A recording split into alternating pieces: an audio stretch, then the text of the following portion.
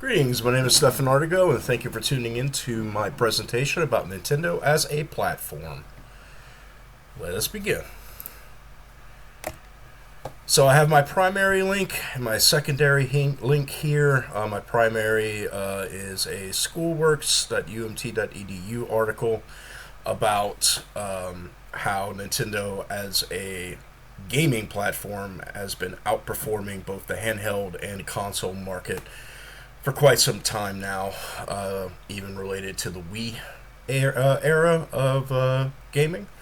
And my secondary link, which is about Nintendo's core audience and their marketing success as a whole, kind of reinforces that and also discusses Nintendo as a social media platform, which kind of ties into what we're going to be discussing today. There's two topics that I want to address since the uh,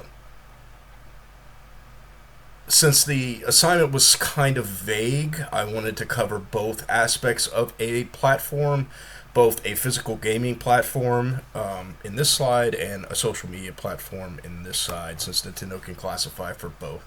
So, as a gaming platform, Nintendo has had years of gaming consoles and games themselves. They can be traced back all the way to Pong consoles in the 70s, the Nintendo Entertainment System in the late 80s, Super Nintendo in the 90s, leading on into the N64 into GameCube in the 2000s, and then the Wii, which really blew up their popularity in that time. And as a gaming platform, you're able to use various peripherals and video games and all sorts of different devices to play on there.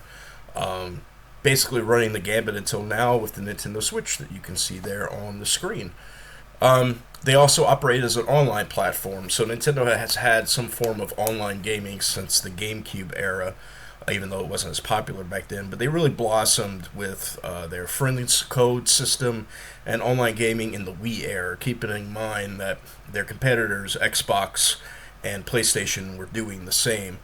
But they also utilize online platforms in their handheld consoles and in their actual physical mainstream, you know, main consoles.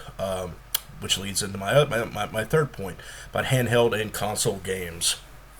So, as a platform, they provide both first party and third party games from other companies on their gaming platforms. So, if you're a publisher like EA or Activision or Ubisoft, you can go ahead and develop games and publish games on Nintendo consoles. But that's not just limited to these main publishers. You could be a indie developer and platform your game on their systems as well. And they provided years of entertainment, like I, for the most part, covered in my initial covering of this slide, all the way from Pong consoles to now on the Switch. As a physical gaming platform, they have, run the gambit.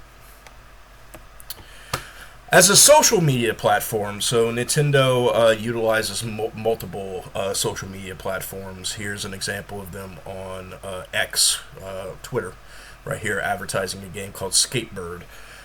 They have an X account, they have a Facebook account, they have Snapchat, they have LinkedIn, you name it, and they all branch off and cover different aspects. They also have a YouTube account as well. Nintendo was revolutionary regarding their YouTube account with breaking away from industry trends of what was referred to as E3, where every company would come out in May to early June and showcase their new games and showcase their hardware. Nintendo started doing on their YouTube platform, started doing Nintendo Direct, which was a way for them to not only cost cut and save money, having to travel to LA to basically advertise their stuff, but they could just do it directly on YouTube as a platform. But that ties into providing constant updates on their service. They utilize all these different social media platforms to basically provide constant updates, advertising deals, and what have you, on a mass means, tying into my second point, advertising on a mass means. And it integrates with fans and services, so they're able to provide codes for free games or discount codes or basically a cost-saving measure for their subscription service, etc. And that ties into years of goodwill, dedication, and service. They, integrate all this into, 40 plus years of goodwill with their fan base on multiple social media platforms, utilizing different forms of long form, short form, and video content. And this is just an example of one of their social media pages. This is Nintendo of America on Facebook, and there are examples there of them advertising the Switch too, but also advertising Mario Kart World as well.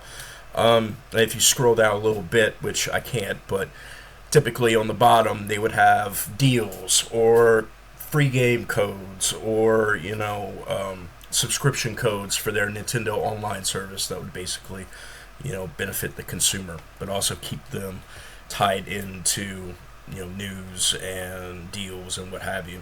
And if you could tell, they have 5.3 million likes, so their reach is definitely warranted.